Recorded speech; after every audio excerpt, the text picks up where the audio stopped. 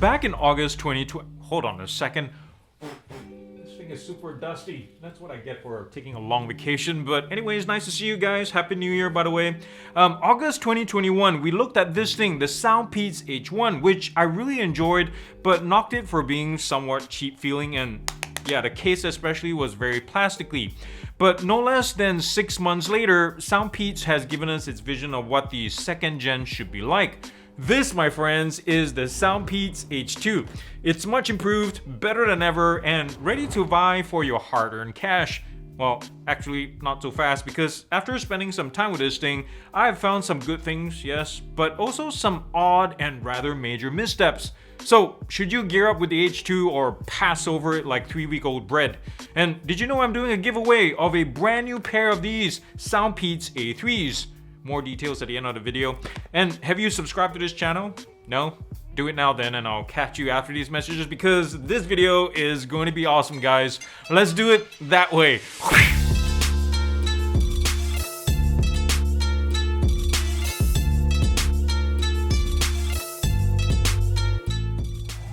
First off, some quick specs. The H2 costs $80, which puts it on par with most Qualcomm QCC3040 equipped earbuds. In fact, it's the same price as the H1 when it first retailed. There's Bluetooth 5.2 on board, by the way, with AAC, SBC, and aptX adaptive support, and also handles a 60 millisecond latency gaming mode. It works pretty well, actually. But for those of you looking for active noise cancellation, you might want to look somewhere else. Now, on top of the Qualcomm Kalimba DSP that's part of the 3040 SoC, sound is handled, well, physically anyway, is handled by a nose balance armature at the end here, as well as a 8mm driver towards the back setup on each side. And if I remember correctly, the H1, which rocked the same setup, has a slightly larger driver, 8.6mm for what it's worth. There's IPX5 water resistance here, means you can sweat it out in the gym, no problem. And so far, if you've been paying attention, the H2 is spec'd out almost identically to the H1, except for one difference. Battery life is a mere 5.2 hours at 65% volume, gaming mode off, which I guess is a slight concession needed to keep this thing light at 4.8 grams per earbud, or roughly 1.8 grams less than the older sibling. Unlike, say, the Mifo 052, this metallic-looking H2 is actually all plastic, something you don't realize until you pick it up for the first time, and then you realize it's much lighter than it actually looks, especially when you compare it to the all-metal Mifo. But plastics-wise, this thing is really well. They chose the materials well, although I can see this scratching really easily. But first impressions, it's gonna wow a lot of y'all. And now that I look at it, it kind of looks like a barbecue grill, doesn't it? Or a motorcycle gas tank, or a Samsonite luggage piece. Yeah, but anyways, the materials are nice and the assembly is tight. I can squeeze this, nothing, no creaking whatsoever. And I love that the assembly line itself is well hidden, or smartly hidden, by this bisection of color right here that bleeds into the inside's LED status light. Really prominent lip right here where you can rest your thumb to pop open the lid easily. It kind of sort of locks, but it's not a strong lock right there. Really cool Soundpeats Shield logo right here. USB-C charging port, no wireless charging, unfortunately, still unlike the first gen. And comparing them side by side, look at the size difference. They're smaller. This new one's smaller in every dimension, unfortunately, including the internal battery as well. So, you know, some of you might call that progress in the name of smaller size, but I digress. When you take the earbuds out, just like before, it's so easy to clean, to run a Q-tip through that when you need to. Contact points are right there.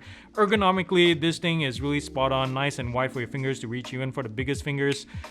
It's gonna be easy to use. And oh yes, the magnet strength of the earbuds in the case is nice and strong. If I hold open the lid and do the shake test like this, they don't go flying out of place, so thumbs up for that. You know, this earbud does the whole metallic thing just as well as the case. It's a little bit slippery, but thankfully we have the stem design, so it's easy to hold like this. The Shield logo is carried over from the case as well. And here's the touch surface actually, so it accepts single, double, triple taps as well as hold. And the LED indicator is right there, not too bright thankfully. And there are two mics on board that handle phone calls. One at the bottom of the stem and one towards the top right there. Can you see that pinhole? There's actually a third microphone, just like any Qualcomm-based Qualcomm 3040 chipset earbuds nowadays. This does audio processing. There's no wear detection, unfortunately. That would be nice to see. The seam lines are nice and tight. I really like how this is made. And this has oval ear tips, by the way. Let me show you that. There's the oval opening, really nice mesh grill. I love the look on this. As we mentioned earlier, the 8mm drivers towards the back, and then it ends with a nose balance armature towards the front. And they handle different parts of the frequency. The ear tips, nice and soft silicone, and a hardened center core, easy to put on, take off, and put on. One of the fastest ovals actually I've ever experienced.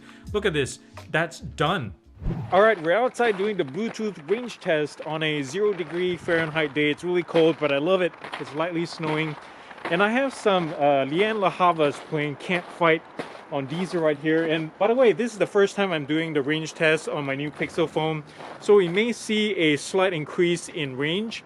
So we'll go from there and try to create a benchmark or something. So the phone is at the end of my deck right there.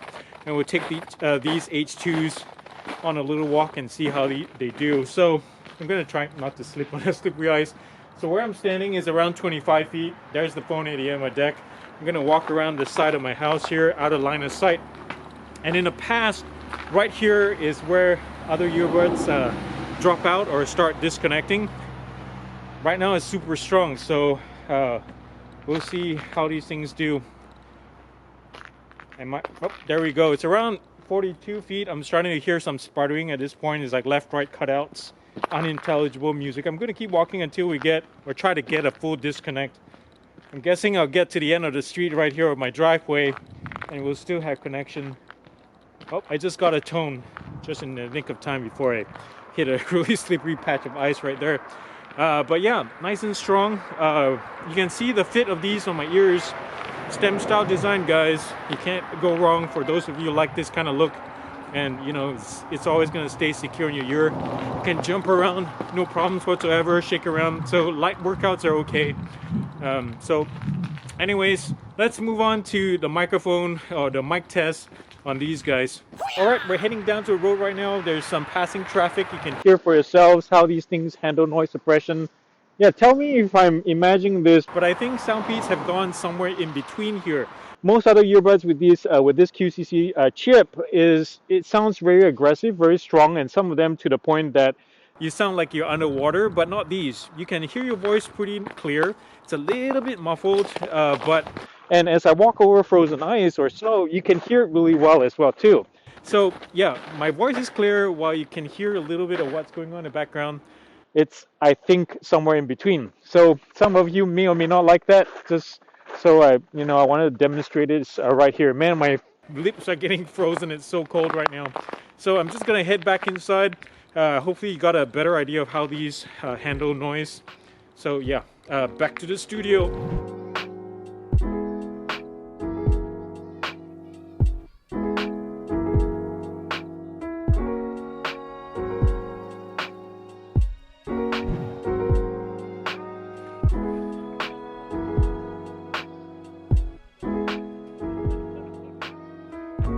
When it comes to the pros, there are three things that I really like about these H2. And first of all is that I like how comfortable these are in your ears. I think it's a joint effort between the weight distribution and the stem design, secure ear tips, and the light overall weight that really make it work here.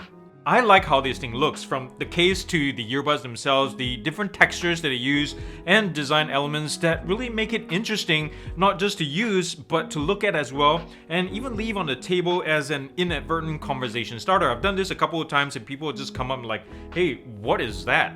I like the sound that comes through the dual driver setup very, very much, guys. There's plenty of clarity and vibrance here, particularly when listening to genres like pop rock or modern jazz, where in my opinion it's more refined and better tuned than the already strong sounding H1.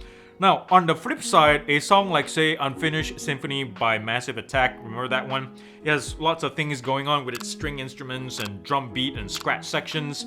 It's fine at low to mid volume, but when you do crank it up to like 75% or higher, you'll notice that the H2 beginning to lose composure and things start to become more muddled than I would like. Now, on the flip side again, bass is a highlight here. It's very composed and punchy. You're definitely gonna like it. Though I would say that the mid-bass and overall bass authority is maybe like a step or a step and a half down from the H1.